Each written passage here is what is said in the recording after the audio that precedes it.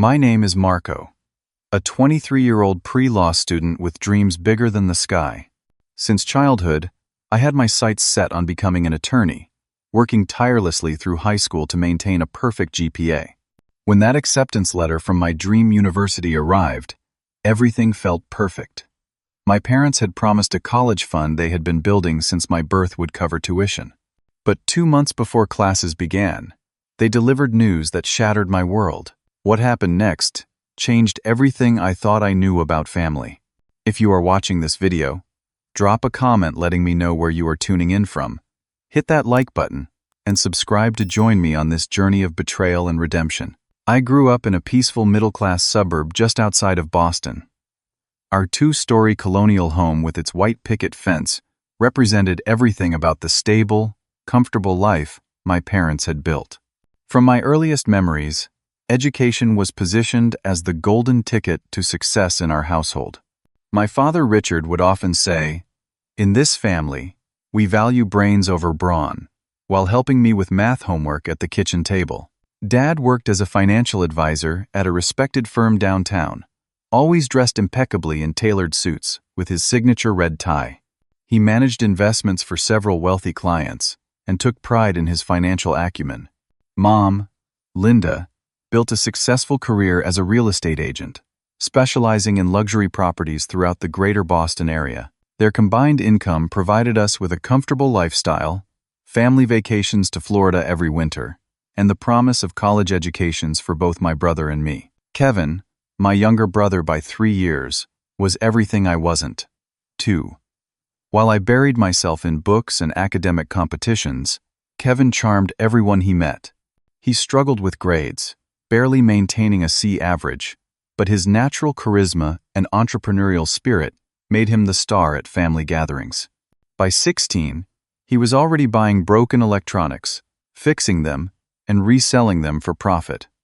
By 18, he had developed a small social media following promoting various products. The favoritism toward Kevin became apparent early on, but intensified as we entered our teen years. When I won the state debate championship in junior year, my parents gave me a brief congratulations before turning the conversation to Kevin's latest business idea. When I was accepted to 5 universities with scholarship offers, the celebration dinner somehow transformed into a discussion about potential investors for Kevin's newest venture. Our family had a tradition of celebrating academic milestones with special dinners. When report cards arrived, straight as earned a trip to Antonio's, the upscale Italian restaurant downtown. For Kevin, simply passing classes warranted the same reward. "Your brother works differently than you do," Mom would explain whenever I questioned the double standard. "His mind is built for business, not books." Throughout high school and into my first years of college, I worked part-time at the university library, carefully saving every dollar I could. Though my parents had promised to cover tuition through the college fund, I wanted extra money for books, professional attire for internships, and to build my own emergency savings. Being raised by a financial advisor meant I understood the value of financial independence early on. I spent countless hours researching scholarship opportunities, applying for financial aid, and planning my academic path to maximize my chances for law school admission. When I received my acceptance to Northeastern University's prestigious pre-law program, it felt like all my hard work had finally paid off. That evening, my parents took me to Morton's Steakhouse, my father ordering champagne despite my being slightly underage. To Marco, he toasted, the future lawyer of the family. Mom added, "Your college fund has grown nicely. You won't have to worry about tuition when you start in the fall." My girlfriend Sophia noticed the family dynamics long before I fully admitted them to myself. After meeting my parents for the first time at a holiday dinner, she asked me in the car ride home, "Do they always talk over you like that?" I had become so accustomed to being interrupted whenever Kevin entered the conversation that I barely noticed anymore. Sophia came from a family where achievements were celebrated equally, and she couldn't understand why my parents seemed to minimize my accomplishments while amplifying Kevin's parted. "They're just excited about his entrepreneurial spirit," I would explain, making excuses for behavior that increasingly hurt. Professor Jenkins, my undergraduate advisor, gradually became the father figure I craved. He celebrated my academic victories without qualification, offered guidance when I struggled with difficult courses, and wrote glowing recommendation letters for internships. After witnessing an uncomfortable phone call with my father, where Dad cut short my news about making law review to discuss Kevin's latest business idea, Professor Jenkins said something I'll never forget. "Marco, sometimes the family we choose is more supportive than the family we're born into." During my junior year, I began noticing an increasing number of private conversations between my parents and Kevin. They would abruptly stop talking when I entered a room. Financial documents would quickly be tucked away, and weekend business meetings became frequent. At the time, I assumed they were helping Kevin with his latest entrepreneurial venture, never imagining how directly it would impact my future. The family meeting was called with unusual formality. My father texted on Sunday morning, "Family meeting tonight at 7. Everyone needs to be present." These meetings typically announced major family decisions or events, like our move to a larger house when I was 12, or Mom's decision to change real estate firms. Never had one been called with such somber prelude. I arrived home from the library to find my parents sitting stiffly at the dining room table, the good china conspicuously absent despite it being dinner time. Kevin sat slouched in his chair, eyes fixed on his phone, seemingly disinterested in the proceedings. Dad cleared his throat as I took my seat. "Marco, we have some difficult news." His voice carried none of its usual confidence. "The market has taken a significant downturn, and we have been hit particularly hard. Some investments went south, and," he paused, exchanging a glance with my mother, "we lost everything." Mom reached for my hand across the table, her eyes glistening with tears. "We lost your college fund, sweetheart. All of it. We tried everything to save it, but there was nothing we could do." The words hung in the air like smoke, acrid and suffocating. My entire future, planned meticulously for years, seemed to evaporate in seconds. "What exactly happened?" I managed to ask, my voice sounding distant to my own ears. Dad launched into a vague explanation about market volatility, bad timing, and unfortunate investment choices. Terms like market correction and investment vehicle failure were thrown around without specific details. Mom occasionally interjected with sympathetic noises and apologies. "What does this mean for Northeastern?" I finally asked, though I already feared the answer. "Community college might be the best option now," Dad suggested, his tone shifting to practical problem-solving mode, or loans, like most students take. "We just won't be able to help financially like we planned." Kevin remained surprisingly quiet throughout the conversation, his eyes darting between our parents and me, his expression unreadable. That night, sleep evaded me entirely. I sat at my computer until 3 in the morning, researching market trends from the past 6 months. Nothing indicated the kind of catastrophic downturn that would wipe out a conservatively managed college fund. The major indexes showed typical fluctuations, but nothing resembling a crash. Dad's firm specialized in conservative investment strategies for educational savings, something he had proudly explained to me many times. The story wasn't adding up. The next morning, I visited my bank to check my personal savings account, irrationally afraid that it too might have somehow disappeared. The funds were intact, and while speaking with the teller, I encountered William Barnes, one of my father's colleagues. "Marco, how are the law school preparations going?" he asked cheerfully. "Your father was just telling me last week how proud he is of you. The market's been kind to conservative investors lately, so I imagine your college fund is in great shape." My stomach tightened at his words. I mumbled something non-committal and quickly exited the bank, my mind racing. Over the next week, I noticed discrepancies that deepened my suspicion. Mom came home with shopping bags from high-end stores, something she would surely avoid if we were in financial distress.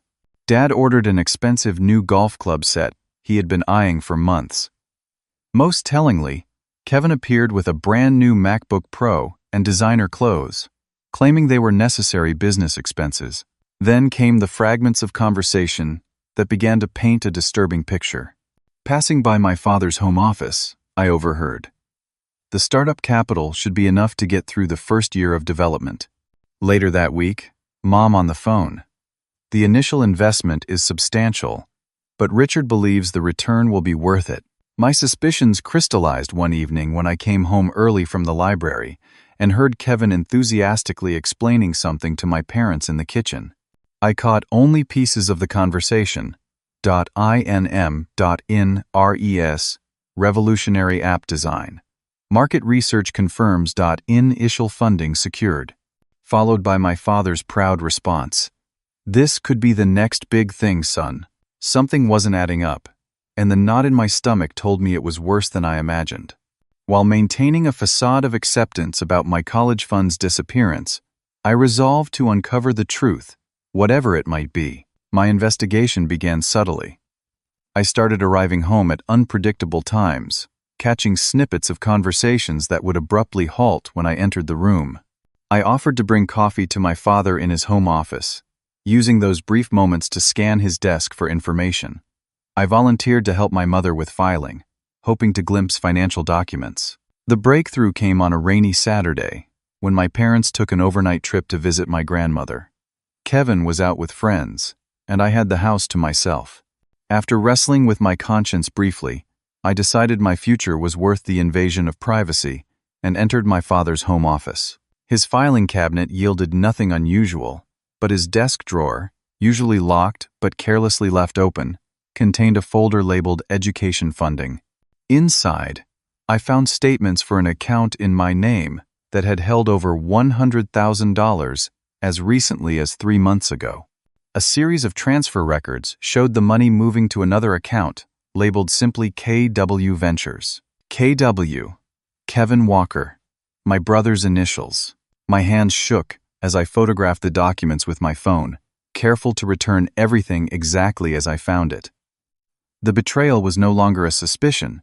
It had a paper trail. The next phase of my investigation involved Kevin himself.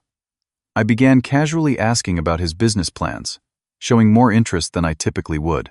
He was eager to talk, his enthusiasm for his tech startup idea overriding any suspicion of my motives.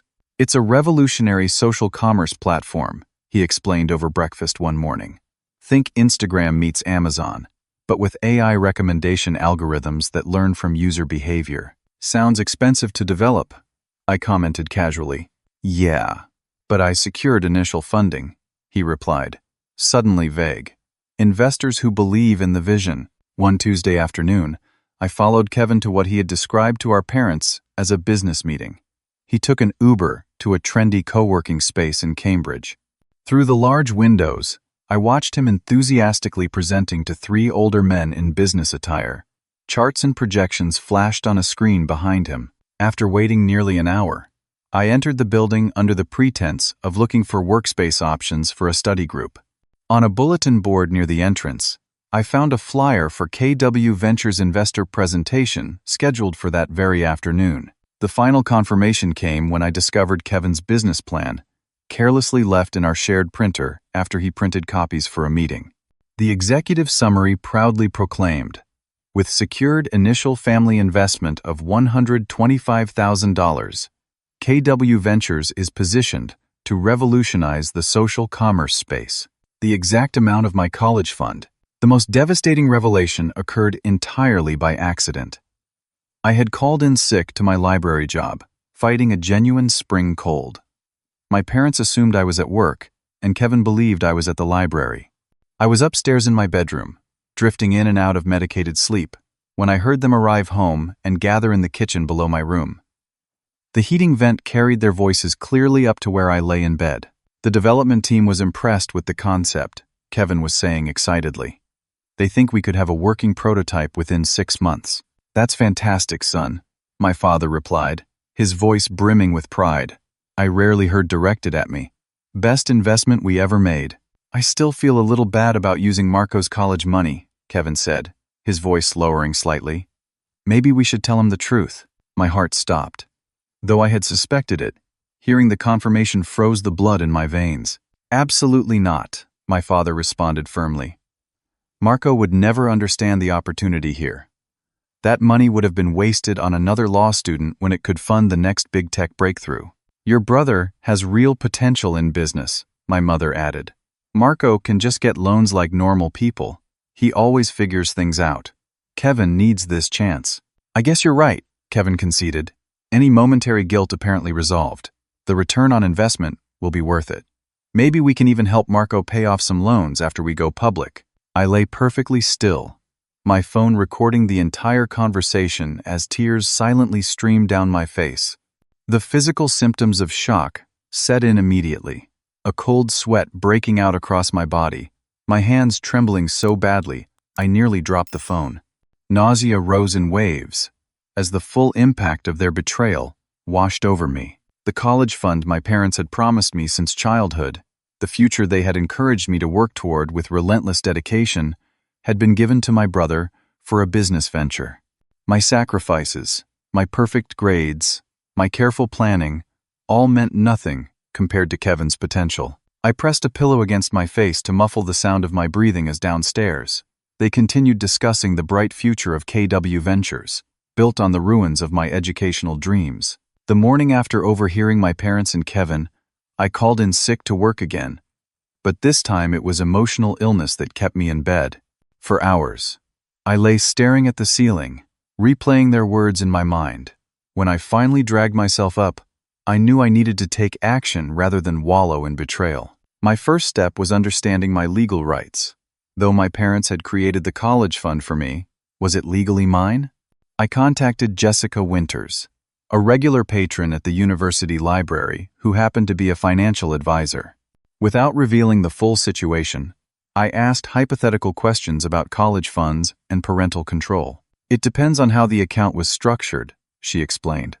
If it was a 529 plan with you as the beneficiary, but your parents as the account owners, legally they can change beneficiaries or withdraw funds, though there may be tax penalties.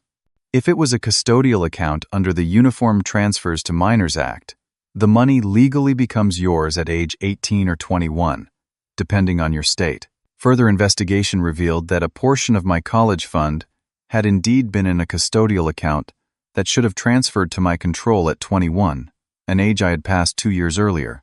My parents had never informed me of this legal transition, continuing to manage the money as if it remained entirely under their control. With this knowledge, I arranged a discreet meeting with Professor Jenkins, the only adult I fully trusted. We met at a coffee shop far from campus, where we were unlikely to encounter anyone who knew us. "They took your money and gave it to your brother?" he repeated incredulously after I explained the situation. His normally calm demeanor gave way to visible anger on my behalf. "Marco, that's not just morally wrong. It may be legally actionable, at least for the custodial portion." Professor Jenkins had connections throughout the university and legal community. By the end of our 2-hour conversation, he had offered to help me apply for emergency financial aid, provided contacts for scholarship opportunities I hadn't explored, and mentioned a research assistant position in the legal studies department that would provide a small stipend. "You have options," he assured me, his hand firm on my shoulder, "and you have people who believe in you." Over the next 2 weeks, I executed a careful plan to secure my remaining assets without alerting my parents. I opened new accounts at a different bank, transferred my personal savings, and began the process of legally claiming the custodial portion of my college fund that remained accessible. Working with the financial aid office, I filed as an independent student, a complicated process requiring documentation of my financial separation from my parents. The university financial aid counselor, sympathetic to my situation, helped identify emergency grants and scholarship opportunities specifically for students in financial crisis. I found a small apartment near campus with 3 roommates, cutting my living expenses dramatically compared to university housing. The combined rent and utilities would be manageable with my library job, the research position from Professor Jenkins, and the additional weekend work I found at a local bookstore. The most difficult part was maintaining a facade of acceptance at home. I continued to discuss community college options with my parents, pretending to research more affordable educational paths. I nodded along when they suggested loan applications and cheaper housing alternatives, all while secretly securing my independence. "You seem to be taking this extremely well," Sophia observed during a study session, concern evident in her voice. She was the only person besides Professor Jenkins who knew the full truth. "What choice do I have?" I replied, the strain of the pretense evident in my voice. If I confront them before everything is in place, they could make this even harder. Sophia worried about the emotional toll of my strategy. "You're bottling up so much anger and hurt." "That's not healthy, Marco." She was right.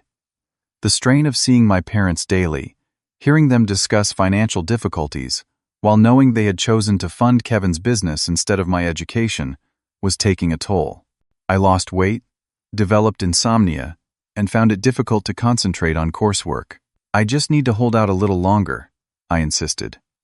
"Once I have everything secured, I can decide whether to confront them or simply move on." During family dinners, I would occasionally test my parents' story, asking careful questions about the market downturn that had supposedly wiped out my college fund. My father would grow defensive, offering increasingly elaborate explanations involving foreign markets and investment vehicles far too complex for my understanding.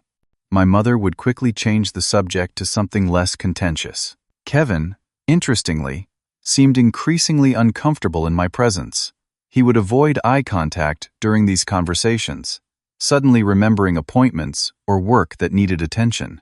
Whether from guilt or fear of discovery, he was clearly affected by his role in the situation. The final piece of my plan fell into place when Professor Jenkins connected me with an alumnus who offered me a summer position at his law firm with the possibility of continuing part-time during the school year. The salary would be enough to cover the gap between my financial aid package and actual expenses. By early August, 1 month before the fall semester was to begin, I had secured enough financial resources to attend Northeastern without my parents' support. My remaining assets were protected, my housing arranged, and my employment secured. All that remained was deciding whether to confront my family with what I knew or simply walk away. The opportunity for confrontation presented itself sooner than I anticipated. My mother announced a special family dinner to celebrate Kevin's entrepreneurial milestone, as she called it. Apparently, his startup had completed its first round of development and was ready to seek additional investors. The dining room was decorated for the occasion, with our best dinnerware and crystal glasses typically reserved for major holidays.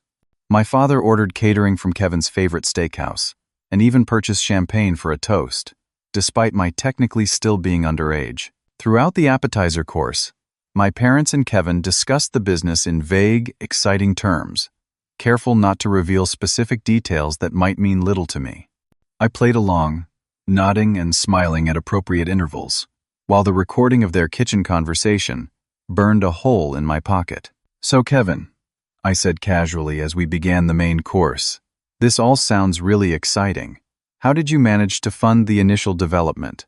Startup costs must be substantial." A momentary glance between my parents and Kevin confirmed my suspicions once more. "Oh, Kevin said vaguely, bootstrapping at first, then some angel investors who believe in the concept." "Angel investors," I repeated thoughtfully.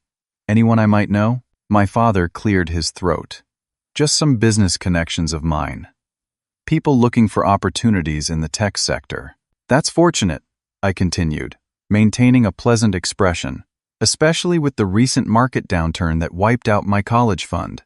Strange how some investments fail completely while others thrive simultaneously." The temperature in the room seemed to drop several degrees.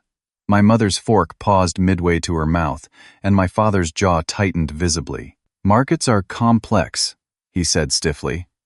"Different sectors respond differently to economic conditions." "Fascinating," I replied. "And what sector exactly caused my entire educational future to evaporate? I would love to understand, so I can avoid similar investments in the future." "Marco," my mother interjected nervously, "this is Kevin's celebration dinner. Perhaps we could discuss financial matters another time?" "Actually," I said, placing my napkin carefully beside my plate, "I think this is the perfect time to discuss financial matters. Particularly the $125,000 that moved from my college fund to KW Ventures 3 months ago." The silence that followed was absolute. Kevin stared down at his plate while my father's face flushed deep red. My mother's hand shook so badly she had to set down her water glass. You went through my private financial records? My father finally demanded, anger overriding his shock. I did, I acknowledged calmly. After the story about market collapse didn't match any actual market activity. After Kevin suddenly had expensive new equipment.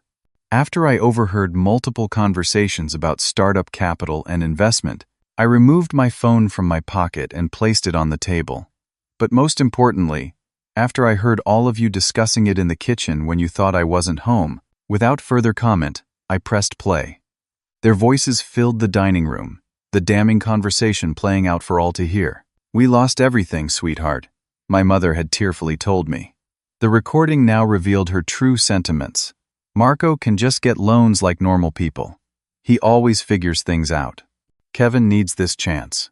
As the recording finished, my mother's face had crumpled into genuine tears, though whether from shame or being caught, I couldn't determine.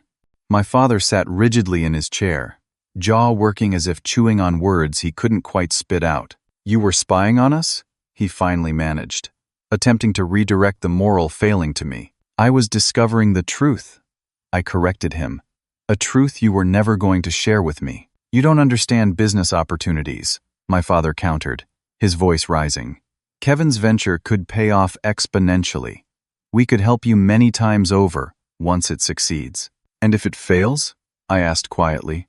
What then? Family makes sacrifices for each other, my mother offered weakly. Interesting, I said, that the sacrifice was mine, but the decision was yours. That doesn't sound like family to me. That sounds like theft. Kevin finally looked up from his plate. Marco, he began, but seemed unable to continue. Save it, I said. You knew exactly what you were taking, and from whom. Now listen here. My father's voice took on the authoritative tone he used when ending discussions. Family loyalty means supporting each other's best opportunities. Your brother has a genuine chance at success here. And I don't? I asked, my carefully maintained calm finally cracking. My acceptance to one of the best pre-law programs in the country means nothing? My perfect GPA, my LSAT scores in the 98th percentile, my published research paper, none of that constitutes potential to you? That's different, my father dismissed. The world has plenty of lawyers, and clearly not enough social commerce apps, I replied with bitter sarcasm. You always figure things out, Marco. My mother repeated her recorded words, apparently not realizing how damning they sounded. Kevin needs more support. Well, I have figured it out, I said, my voice steady again. I've secured the remaining assets you hadn't yet transferred, applied for independent student status, obtained scholarships, arranged affordable housing, and secured employment to cover my expenses. The shock on their faces would have been satisfying under different circumstances. You what? My father demanded. I will be attending Northeastern as planned, I informed them. Without your support, financial or otherwise. You can't just take money from accounts we established, my father began, but I cut him off. The custodial account legally became mine at 21. You never informed me of this because it suited your purposes to maintain control. The irony of you accusing me of taking money that legally belongs to me is not lost on me. Marco, we are your parents, my mother pleaded. We were trying to do what was best for the family. No, I corrected her. You were doing what was easiest for you and best for Kevin. You were willing to sacrifice my future for his potential. I stood up from the table, no longer hungry. I'm moving out tomorrow. I've already packed my essential belongings. You're overreacting, my father insisted. Sit down and let's discuss this rationally. There's nothing rational about betraying your child, I replied. I trusted you my entire life. I believed in the values you claim to uphold. Education, hard work, honesty. It was all conditional, apparently. Kevin finally found his voice. Marco, I didn't know they took all of it, I thought. I didn't realize. What exactly did you think, Kevin? I asked. That my college fund magically transformed into your startup capital through legitimate means? That they would have told me if only a portion was being diverted? You heard them. You knew. I moved toward the door, but turned back for a final word. I have recorded and documented everything. I have consulted with legal advisors. I suggest you don't attempt to interfere with the accounts I've now secured. As I walked upstairs to my bedroom, I heard my mother crying, and my father's angry voice demanding to know exactly what I had done. Kevin remained silent. The family celebration had transformed into something entirely different, the truth finally exposed to the light. The August heat was oppressive, as Sophia and I loaded the last of my belongings into her sedan. I had pared down my possessions to the essentials, leaving behind furniture, childhood mementos, and anything that wouldn't fit in the small bedroom of my new shared apartment. My parents stood awkwardly on the front porch, my mother occasionally dabbing at her eyes with a tissue. My father maintained a stony silence, his arms crossed defensively across his chest. Kevin was notably absent, having made himself scarce since the confrontation dinner 3 days earlier. "Are you sure about this?" my mother asked for the third time as I closed the trunk. "We can work through this as a family. There's no need to move out." "I'm sure," I replied, keeping my voice neutral. The initial anger had burned down to something cooler and more determined. This is the right decision for me. When you calm down and want to discuss this reasonably, you know where to find us, my father stated, as if my reaction were simply an emotional outburst rather than a response to their betrayal. I offered no reply, as Sophia and I got into the car and pulled away from the house I had called home for 23 years. In the passenger seat, I exhaled slowly, feeling a strange mixture of grief and liberation. "You okay?" Sophia asked, reaching over to squeeze my hand. "Not really," I admitted, "but I will be." The apartment I had found was in a weathered triple-decker in Somerville, close enough to campus to walk, but far enough to have slightly more reasonable rent. My 3 roommates were strangers, graduate students in various fields, who needed little from me beyond my share of the rent and basic courtesy. The bedroom was tiny, fitting only a twin bed, a desk, and a small dresser, but it was mine, paid for with my own money. The first week was the hardest. Managing my class schedule alongside shifts at the library, the bookstore, and my research position left little time for sleep. Every moment felt like a physical reminder of my parents' betrayal, each hour of work representing education that should have been funded already. Text messages arrived sporadically from my mother, alternating between guilt trips and awkward attempts at normal conversation. My father communicated through her, apparently unwilling to contact me directly after our confrontation. I responded minimally, maintaining boundaries while avoiding complete severance. Kevin surprised me by showing up at the library during my shift 2 weeks after I moved out. He stood awkwardly by the circulation desk, hands shoved in his pockets, looking uncharacteristically uncertain. "Can we talk?" he asked quietly. We sat at a table in the back corner of the reference section, surrounded by dusty volumes rarely consulted by students. "I didn't know they took all of your college money," he began, his eyes fixed on the table. "I knew they were investing in my company, but they told me it was from their retirement fund, that they believed in me that much." "When did you find out the truth?" I asked. "After that dinner when Dad mentioned your college fund, specifically. I confronted them about it later." He looked up finally. "I told them it wasn't right. Yet you kept the money," I observed. Kevin winced. "The funds were already allocated to developers and marketing, but—" He hesitated, then reached into his jacket and pulled out an envelope. "This is $20,000. It's all I could pull together right now without tanking the company. I want you to have it." I stared at the envelope, but didn't take it. "Is this supposed to make things right?" "No," he admitted. "Nothing makes this right, but I want to help fix it if I can. This is a start. When we secure our next round of funding, I'll make sure you get more." The gesture was unexpected and complicated my neat categorization of Kevin as willingly complicit. I ultimately accepted the envelope, not out of forgiveness, but necessity. The money would provide a crucial financial buffer. "This doesn't fix things between us," I told him clearly. "I know," he replied, "but maybe it's a start." Word of my situation spread among my parents' social circle, creating unexpected sources of support. My mother's friend Charlotte, who had known me since childhood, reached out to offer occasional home-cooked meals and care packages. My father's colleague William, upon learning partial details of the situation, connected me with his daughter who worked in financial aid at a neighboring university and could offer advice on additional funding sources. The most consistent support came from Professor Jenkins and his wife, Susan. They instituted weekly Sunday dinners at their Cambridge apartment, providing not just food but a sense of family I desperately missed. Professor Jenkins mentored me through the academic challenges, while Susan, a therapist, offered gentle guidance for processing the emotional trauma.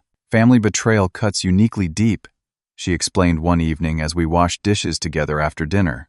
"It violates your fundamental trust in the people who are supposed to protect you above all others." "Will I ever trust anyone fully again?" I asked, the question that had haunted me since discovering my parents' deception. "Yes," she said confidently, "but it will be a choice rather than an assumption. That's not entirely a bad thing."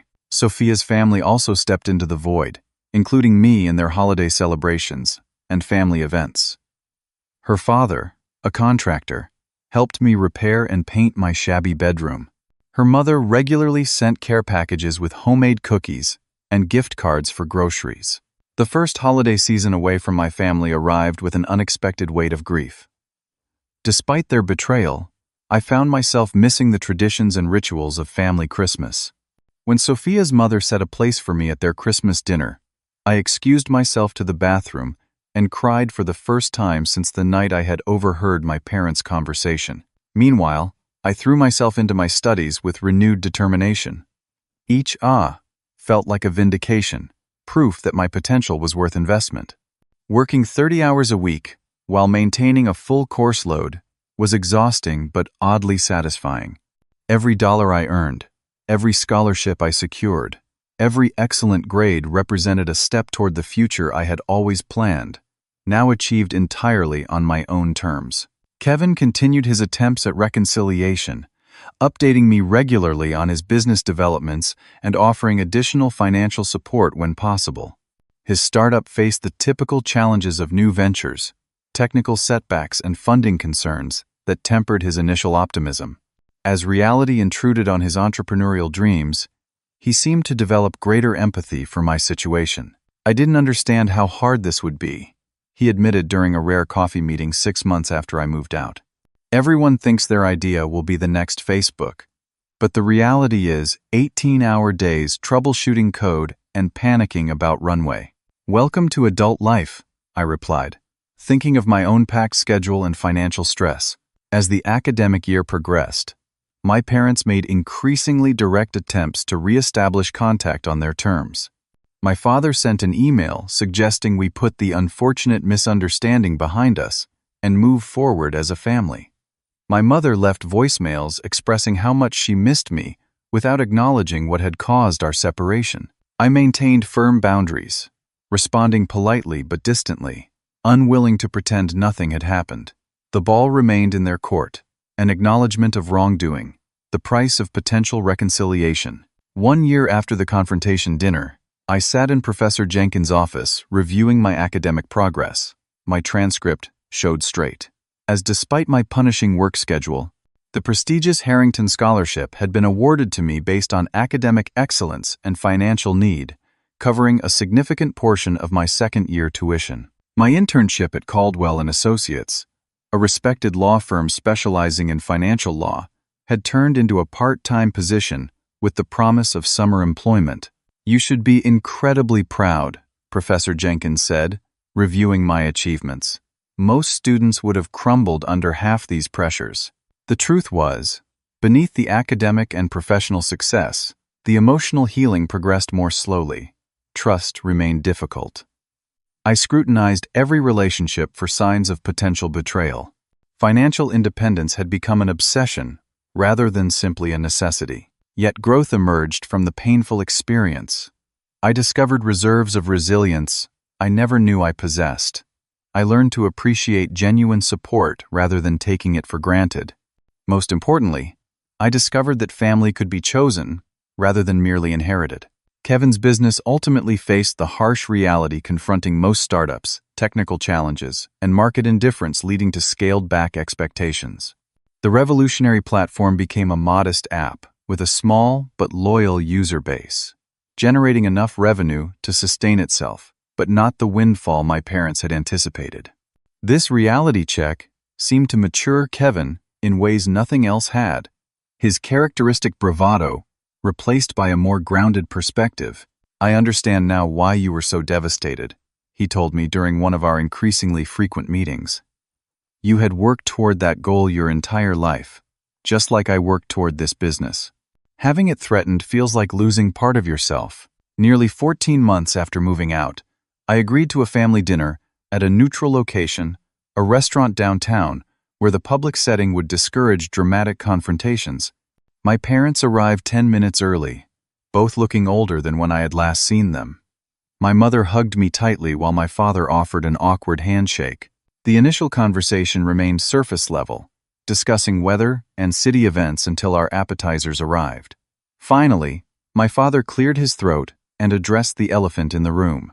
"Marco, your mother and I have done a lot of thinking over the past year. We realize now that we made a terrible mistake." He paused, seeming to struggle with the words. "What we did was wrong. We betrayed your trust and failed you as parents." My mother reached across the table for my hand. "We got caught up in Kevin's enthusiasm and lost sight of our commitment to you. There's no excuse for what we did, but we are truly sorry." Their apology, while not erasing the past, opened a door to a different kind of relationship, one based on adult interactions rather than parent-child dynamics. I established clear boundaries about financial discussions and my independence, which they respected with varying degrees of success. The most meaningful growth came through my connections with others facing similar challenges. During a financial aid workshop, I met several students who had also experienced family financial betrayal. Parents who had misused college funds, taken out credit in their children's names, or simply refused financial support that had been promised. Recognizing the pattern, I worked with the university's student services to establish a support group for financially independent students navigating education without family support. The monthly meetings provided practical advice on budgeting, financial aid, and employment opportunities, alongside emotional support for the unique challenges we faced. Through this group, I began mentoring younger students in similar situations, helping them navigate the complex financial aid system and find resources I had discovered through painful trial and error. This work became unexpectedly healing, transforming my personal pain into valuable guidance for others. When I found out my parents had spent my college fund on their new boat, I wanted to drop out, shared Julie, a freshman I mentored. "Seeing how you've managed to stay in school and excel gives me hope that I can do it too." Professor Jenkins observed this transformation during one of our weekly advising sessions. "The most powerful response to trauma is to use it to help others," he noted. "You're turning poison into medicine." The experience fundamentally shaped my career interests as well. My initial ambition to practice corporate law evolved into a passion for financial law, specifically focused on protecting vulnerable individuals. My internship experiences increasingly focused on cases involving financial abuse and exploitation.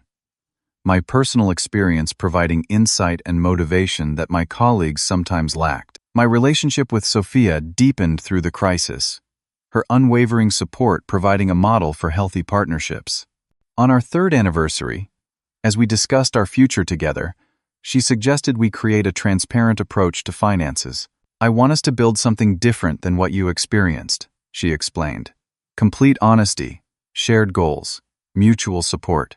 With her, I practiced the vulnerable transparency that had been so painfully absent in my family.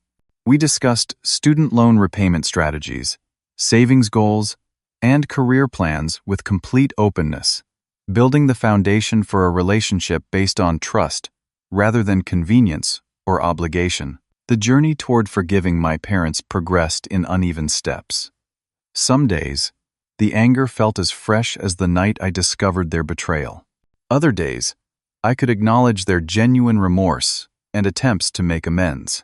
Complete forgiveness remained a work in progress, but the consuming bitterness gradually gave way to a more nuanced understanding of human failings, including their own and mine. By the time I completed my pre-law program, graduating with highest honors despite working throughout my education, I had built a life entirely my own. My acceptance to 3 top-tier law schools, complete with substantial scholarship offers, represented the culmination of a journey that had tested every aspect of my character and determination. At the small celebration dinner hosted by Professor Jenkins and his wife, surrounded by the chosen family I had gathered along the way, I reflected on the unexpected gifts hidden within the painful experience.